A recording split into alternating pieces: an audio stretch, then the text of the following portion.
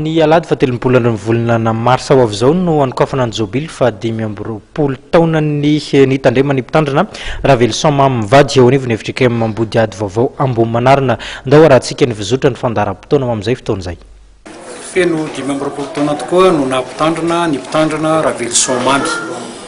Teo amin'ny fitorina ny tenin'Andriamanitra teo amin'ny sahan'ny Fjkm ka dia anokana ny fanokanana ny fanokafana zany fa 5 taona nampitandrina zany ny fiangonana ny amin'ny alahady zao 30 martsa 2024.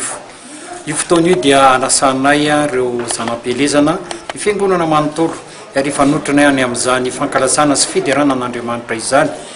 Ary mbola ao ihany koa ny fotoana izay mbola irahanay amin'ny sodaparitany amin'ny 13 desambra 2024 ny sodaparitany Taonana ary irahana amin'ny fiangonana ny alahady 14 desambra fotoana famaranana izany jaobily zany fa dia tongava maro ny amin'ny 30 ny volana martsa vaovao fanokafana ny 5 taona nampitandrina ny mpitandrina Raveloson Mamy eto amin'ny fitandremana ny izay mpitandrina eto amin'ny fitandremana Fjkm Ambodihady vaovao.